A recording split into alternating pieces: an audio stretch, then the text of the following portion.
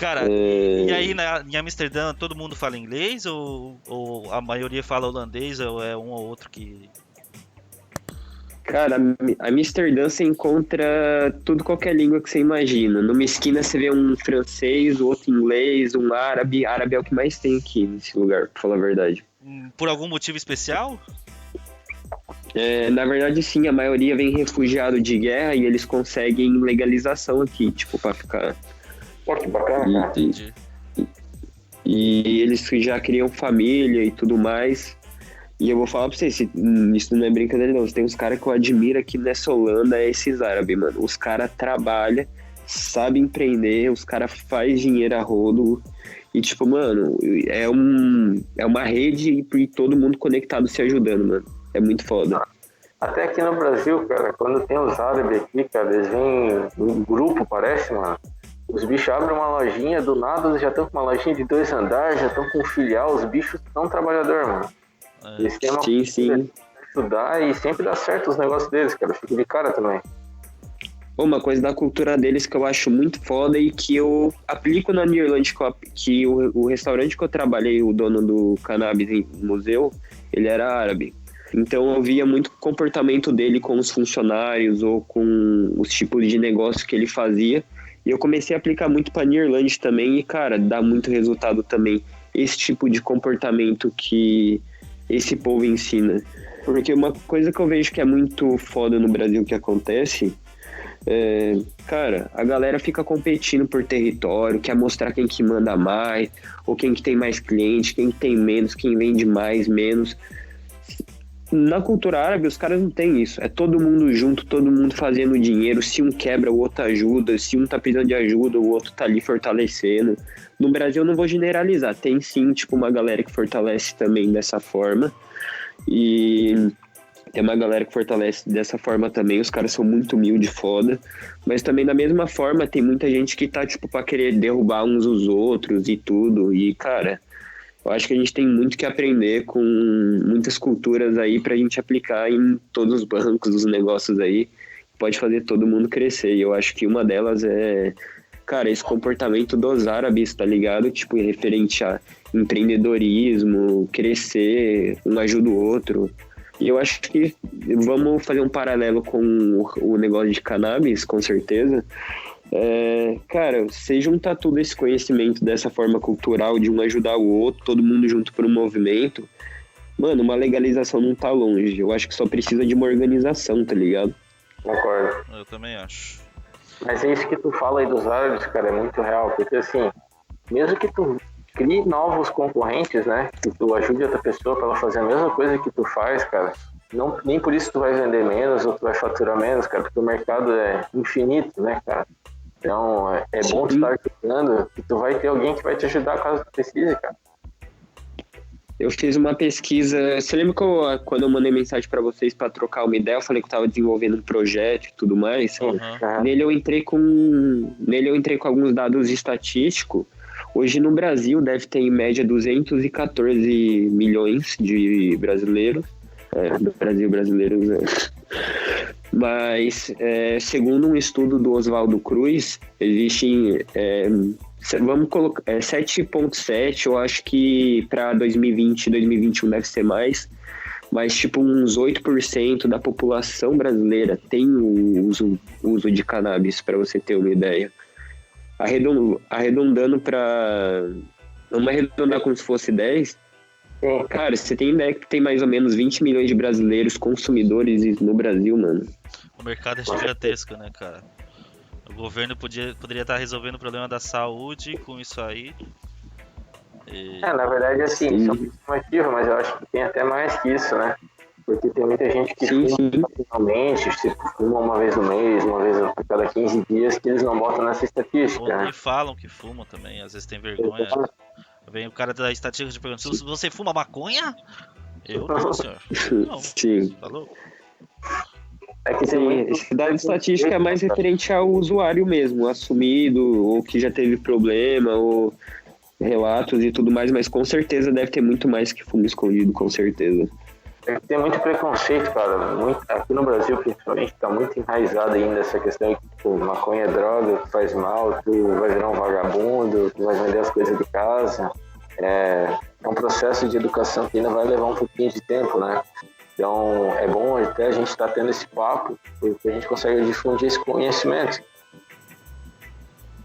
Falando em preconceito, só para complementar que, cara, isso é uma coisa que eu gostaria muito de falar, que não é uma informação pública, que existe um preconceito muito grande no Brasil por causa de uma situação à parte que acontece. Existem... com certeza você já deve ter ouvido coisas ruins sobre o nome Book-Seeds. E o porquê disso? O Book-Seeds existem dois tipos de coisa. Ou você vai produzir sementes como Book-Seeds, que aí você pode produzir umas porcaria que realmente fode o mercado aí, por isso que existe muito preconceito com a palavra. E existe o termo Book-Seeds para vender semente em quantidade. Para você ter ideia, recentemente eu troquei ideia com alguns bancos dentro do Brasil também, e uma galera que produz a Pure Seeds, a pura mesmo. Semente de competição, semente que os caras desenvolvem uns negócios absurdos. E da mesma forma o cara falou, puta, mano, vendeu ali de 50 sementes para mais é book, tá ligado? Então, muitas vezes você vai ver, tipo, bancos ou lugares vendendo com o nome book, e muitas vezes as pessoas não vêm nem perguntar a procedência ou olhar as referências dos resultados para poder tirar uma conclusão. Então, no Brasil tem muito essa raiz, esse preconceito já sobre a palavra book exatamente por causa disso. Um outro preconceito que existe também no Brasil é referente à separação ao tipo de semente. Por exemplo, aqui não existe esse negócio de colocar foto-período ou foto-período automático e tudo mais.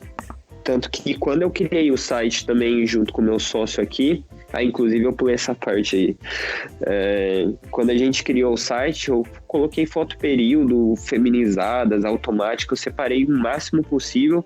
O cara olhou pra minha cara com uma cara de interrogação e falou, o que você tá fazendo?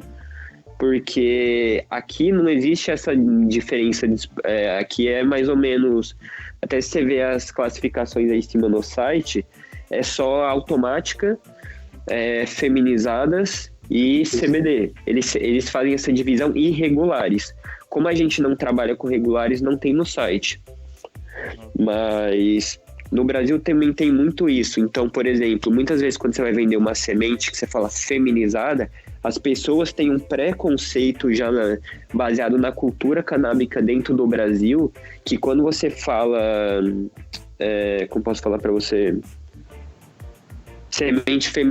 uma semente feminizada, como no Brasil tem essa separação de o que pode vir macho, o que pode vir fêmea e tudo mais, tem muito tipo de pergunta, mas pode vir macho, mas pode vir fêmea, eles não têm...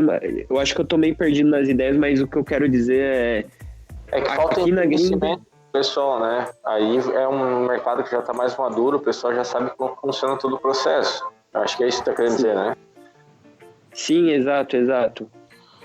Eu acho que principalmente na separação de sementes e em termos tanto de reprodução de sementes quanto ao tipo, a nomenclatura que você dá para a venda. Por exemplo, automáticas, feminizadas, CBD e regulares. Você já pega 4 classificações que, se você já tem uma cultura madura canábica que tem essa informação, já fica automático aquilo. E eu acho que, só complementando isso é uma coisa que eu prego muito na Nearland, e tô mostrando isso pro Brasil também, mostrando essa cultura holandesa, levando pro Brasil com a Nearland também, sabe? Ajudar, levar um pouco daqui. Até isso que tu tava falando da Book-Seeds, cara, vou ser bem sincero, a primeira vez que eu vi sobre foi no teu site. Né? Foi até bom você estar explicando aí para o pessoal, porque eu acho que a maioria aqui no Brasil não sabe do que se trata. Vou explicar uma coisa para você que acontece referente a isso. Book de semente você pode produzir no quintal da sua casa, se você tiver 3 plantas e você produzir 3.000 sementes e você vender 3 books de 1.000 sementes. Pronto, você vendeu um book. Mas aí eu falo pra você, se você estabilizou, se você fez uma cruza super foda, se você realmente fez uma seleção ali pra você estar produzindo aquilo que você tem, isso vai, por causa do nome do que você vendeu, vai influenciar na qualidade? Tipo, uma pergunta pra vocês. Não. Então é isso que acontece muito no Brasil, por quê? Porque, que nem eu falei, você pode produzir um book de sementes hoje no seu quintal, mas também existem, por exemplo, existe book de semente espanhol, existe book de sementes holandês, de Marrocos, China, inclusive Marrocos e China, puta, cara, o que eu vejo que aconteceu muito no mercado, que sujou o mercado drasticamente referente ao nome, foi sementes vindas desses lugares, porque esses caras produzem semente desenfreado, os caras não querem saber de cruza, os caras não querem saber de seleção, os caras não querem saber de porra nenhuma, os caras querem saber de meter semente, fazer quilo e vender. Traduzindo, você vai ter uma péssima, baixa, ridícula qualidade. Então, e também os blancos do Marrocos é tipo o prensado do Paraguai aqui no Brasil. Sim, exato. Eu acho que você fez um melhor paralelo que podia imaginar. Entendi. Cara... Isso é só um dos termos também, beleza? Porque existem, por exemplo, termos de reprodução de sementes que existem. Puta, mano, existe uma lista de nomes e um monte de coisas. Cara, pra você ter ideia, eu tava trocando ideia, que nem eu falei pra você com um outro banco outro dia. Mano, o cara pegou, me deu uma aula, tipo, trocando uma ideia que eu olhei e falei, caralho, mano, tem muita coisa pra aprender ainda nesse mercado. Tipo, é muita coisa. Muita coisa. Sempre tem, né, cara? Se o cara para pra pensar que já sabe de tudo, aí o cara estagna e outros vai lá e te atropela, né? Cara, Pô, sim. Pode falar, velho. Que acho que foi o Gordo que fez um comentário. O que você falou mesmo agora, Gordo? Desculpa. Eu não lembro. Era pra completar uma coisa que tava em mente mais suave. Mas então, irmão, olha só. Como é que funciona todo esse processo? Tipo, desde a venda até chegar aqui no meu colo. Cara, eu gosto de trabalhar com paralelos, tá ligado? Eu gosto de imaginar universos paralelos que a gente consegue fazer uma diferenciação e conseguir enxergar de uma forma onde as pessoas não vão criticar porque não faz parte ali. Mano, imagine que tem um oceano, tem uns peixes dentro do viveiro, em volta do viveiro tem uns tubarões, e embaixo do viveiro e dos tubarões tem umas baleias. Imagine que o mercado de cannabis funciona dessa forma.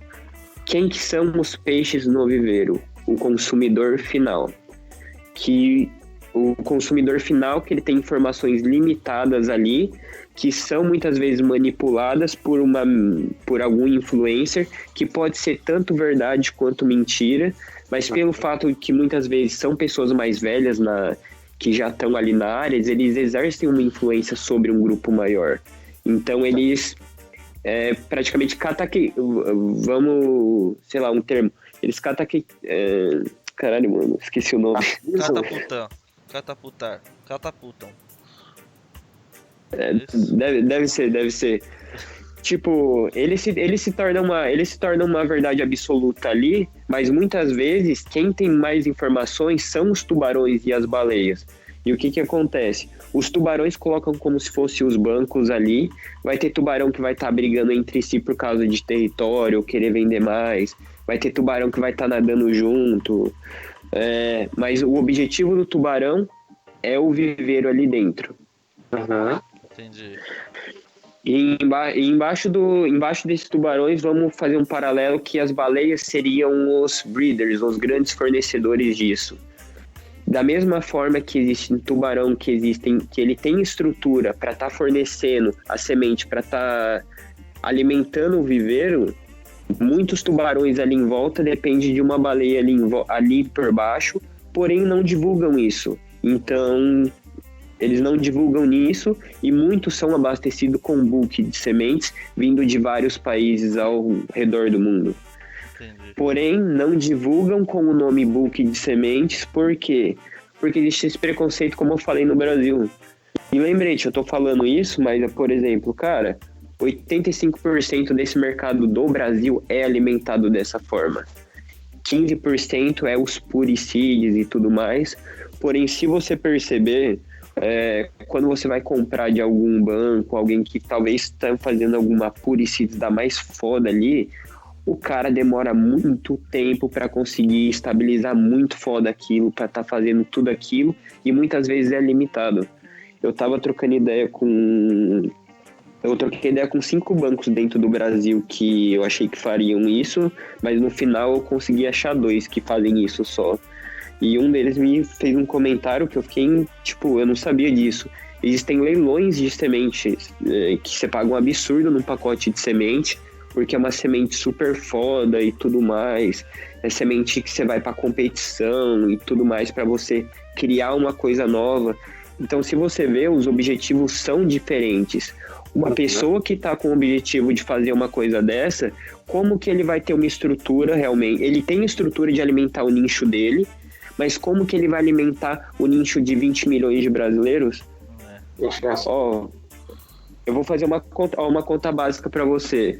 Se hoje no Brasil tem 100 bancos de semente, e se cada banco tivesse um estoque de 10 mil sementes, ainda não abasteceria o mercado.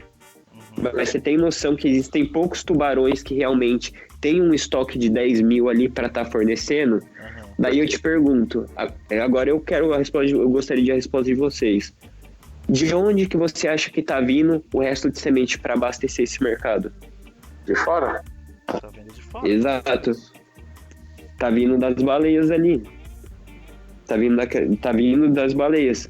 A Nearland, para você ter ideia, falando da Nearland hoje, beleza? A Nearland hoje é fruto de uma associação com uma baleia. Eu de certa forma, me tornei o tubarão com o banco, sendo abastecido por uma baleia, que hoje eu não preciso ficar pagando por produto. Simplesmente, eu tenho acesso a tudo que vem da produção ali e tudo mais, e hoje eu sou dono de 50% da Nearland e ele é dono de 50% também. Então, para mim, foi uma mão na roda. E também graças a isso que hoje a Nearland a gente consegue oferecer uma variedade de 75 strains, por exemplo. Porque, cara, que nem eu falei para você no começo, para menos de um ano de empresa, você conseguir oferecer 75 strains com uma estrutura dessa, a baleia que é meu sócio hoje já está no mercado há muito tempo. O cara já tem estrutura muito grande, equipe muito grande e tudo mais. E graças a isso, foi uma oportunidade para mim estar fazendo isso com a Nearland, tá ligado? Entendi. Então, no caso, a Nearland, você faz a parte toda comercial, logística da empresa, e esse breeder fornece todo o estoque e qualidade de produtos e tudo mais. Exato. Sobre os sistemas de produção de semente com ele, aqui na Holanda tem uma coisa que eles... Eu tenho alguns bancos também que eu troco uma ideia dentro do Brasil, que às vezes eu mando algumas seeds também e tal. E houve algumas perguntas com eles, por exemplo, eu quero saber mais processos detalhados e tudo mais. E, cara, o europeu em si, ele tem um comportamento muito diferente com esse mercado referente ao Brasil. Como assim? O Brasil, ele já tem uma cultura que você tem que tomar muito cuidado com quem você está negociando. Tem muito golpista, existem muita gente querendo tirar o seu dinheiro suado ali do final do mês para colocar no dele ali e boa, sabe? Então, realmente, a galera tem uma insegurança de como funciona esse mercado, e principalmente quando vem semente de fora. Então, o que a galera prefere? Eu quero pacotinho de semente lacrado. E só complementando, cara, se tem uma coisa que, confesso mesmo, que mais me corrói, mano, é quando alguém chega e fala, eu só compro semente se ela vem em pacotinho, porque a de pacotinho não dá problema e é mais seguro. Sentido nenhum, né? É uma ilusão. Daí eu falo pra você, de onde que você acha que tá vindo essas sementes que tá abastecendo os grandes pacotinhos dos grandes bancos? No mesmo lugar que tá vindo o teu. Exato, de grandes baleias. Ou as próprias baleias têm os próprios tubarões, que são os próprios bancos, que tem alguns que têm produção própria e tudo mais. E, cara, eu acho que só complementando um comentário que eu acho que seria viável, tipo, por exemplo, você vem para Amsterdã, daí você vai passar numa loja de souvenir, você vai comprar uma semente lá, Royal Queens, você vai comprar uma semente Royal Queens, você vai comprar uma DNA e uma Royal Queens, uma DNA e uma Humboldt. Vamos supor que uma você tem sucesso e os outros pacotes você não teve. Sabe qual que é a diferença do comportamento do brasileiro e o europeu em si referente a esse mercado? O cara vai que... reclamar pra caralho. Mano, o brasileiro vem com 20 pedras na mão. Sim, Só que o Brasil... vai chegar voando, minha semente, o caralho, não sei o que. Aeroporto, passei com semente podre, desgraça. Complicado. Na verdade, eu percebo que ele... Sim. Na verdade, eu vejo que muita gente faz isso com bancos menores e que não tem a mesma autoridade no mercado quanto esses outros bancos. Entendi. Por exemplo, de verdade, até hoje eu não vi, em outras páginas, outros bancos também não viram, que eu também troquei uma ideia sobre, alguém que teve problema, por exemplo, com o Humboldt, DNA ou Royal Queens, tá reclamando lá no Instagram e usando aquela plataforma pra derrubar o trabalho dos caras, tá ligado? Não faz. Entendi. Não faz. É porque assim, cara, até esses bancos grandes, né? Eu sei que pelo menos a Dutch Bastion, a Royal Queen, os caras falam, se tiver algum tipo de problema no transporte, os caras enviam de novo, né? Claro, não na terminação, né? E todos os bancos têm o mesmo comportamento, que você falou uma coisa que é muito importante para deixar claro que a gente está começando a trabalhar com esses termos. A responsabilidade da Nearland hoje é fazer que o cliente receba a mercadoria em perfeito estado, traduzindo. Teve semente danificada ali durante o transporte, o cliente vai ter duas opções que ele que vai escolher. Primeiro, um reenvio no próximo lote da semente danificada, ou se ele quiser, fica de crédito com o cadastro dele e com a experiência dele com a semente, ele gostando, ele vai falar, puta, eu quero mais um pacote com 3, com 6, manda extra. E muitos clientes preferem deixar no crédito para fazer isso, e ao mesmo tempo alguns com a questão do reenvio. Mas sobre a questão de germinação e cultivo, dá uma pesquisada para você ter uma ideia. Site Royal Queens, o Dutch Passion, Humboldt, todos esses sites, de certa forma, ninguém se responsabiliza logo após a pegada de semente, porque isso depende muito de mão para mão, e isso é uma coisa muito foda. Com certeza. Então, cara, o responsável da semente não é a semente, sim quem vai plantar. Não só isso, tem a variável da semente também, eu não vou negar, é uma vida. Da mesma forma que você não pode escolher ter um filho de olhos azuis porque você é casado com uma loira de olhos azuis e o seu filho tem essa variável, é uma vida de uma semente também. O que vai influenciar na qualidade ali, tanto é o sistema de produção, armazenamento e transporte da mesma forma. E não existe banco perfeito, todos os bancos falham em alguma coisa. Cara, eu vou até passar a minha experiência aqui nesse segundo ciclo que eu estou fazendo. Eu botei umas sementes que eu tirei de flores, certo? E botei para germinar. Cara, demorou 14 dias para sair a radícula. Tá? No 10º dia eu comentei com 2 amigos e eles falaram, cara, essa semente é tão boa. Mas ela tinha germinado, correto? Não, então, eu botei lá no papel toalha para germinar e tal. Em 10 dias eu comentei com meus amigos, cara, não apareceu radícula ainda. Eles falaram, cara, a semente tá podre, já bota outras. Eu deixei ele mais 4 dias, cara, todas saíram a radícula. Tá? Então, é questão de tempo também, cara, porque, nem tu falou, é uma vida, cara, é uma variável, né? Nem todas vão germinar de um dia pro outro, algumas precisam de um tempo maior para despertar. Não, uma coisa que deixa evidente que a semente pelo menos já despertou e que ela pode levar mais tempo para esticar a radícula o que acontece? Quando ela está no ambiente úmido ali, ela vai inchar e ela vai abrir. Independente se ela esticar a radícula ou não. Se ela já fez isso e apareceu a pontinha branca, pronto, você já passou pelo primeiro ponto da germinação. Agora você tem um ponto de esticar a radícula para depois você ir colocar para um substrato ou seja o que você for fazer. Porém, a galera confunde muito que, por exemplo, a semente germinou, não esticou a radícula em X horas, pronto, a galera pega a semente, joga fora e vem tacar 20 pedras no banco. E acontece exatamente o que você falou. Você colocou algumas sementes aí para germinar, elas abriram, só que a radícula saiu depois de 14 dias.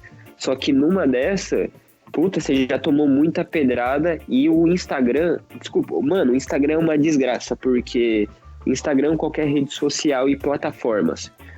Porque a galera usa isso nessa cultura de cancelamento que tá muito foda. Tipo, mano, eu não gosto ou tive um problema, ponto, eu vou foder o trabalho do cara e tudo. Mas tem essa variável que nem você falou, porra, mano. Depois de 10 dias eu troquei ideia com uns amigos, até meus amigos experientes falou pra jogar fora. Mas eu esperei mais e saiu. Entendeu? Tipo, puta, mano. Mano, eu acho que todo banco passa por isso, é muito foda essa situação. Não só no meio canábico, mas em todas as áreas, né? Acontece essa cultura do cancelamento. Mas essas sementes que eu te falei, cara, esse processo dela inchar só aconteceu a partir do 12º dia, cara. Tá? Então elas estavam paradas, cara. Elas só começaram a inchar assim, como se estivesse começando a nascer no 12º dia. No 14º apareceu a radícula, eu botei na terra, elas estão lá, cara, todas vivas. E uma pergunta pra você, como que tá sendo o desenvolvimento delas e tudo mais? Tá da hora? Tá curtindo? Olha, cara, como são sementes sem uma genética definida, né? Não tem que ter um parâmetro de crescimento. Eu falo na questão de desenvolvimento mesmo, entendeu? Tipo, pô, coloquei no solo, tá crescendo, tá desenvolvendo, tá indo da hora. Não na questão de tipo, puta, da horona, super estranho. Questão de desenvolvimento. Elas estão crescendo legal. Em 10 dias elas estão com 3 pares de folhas.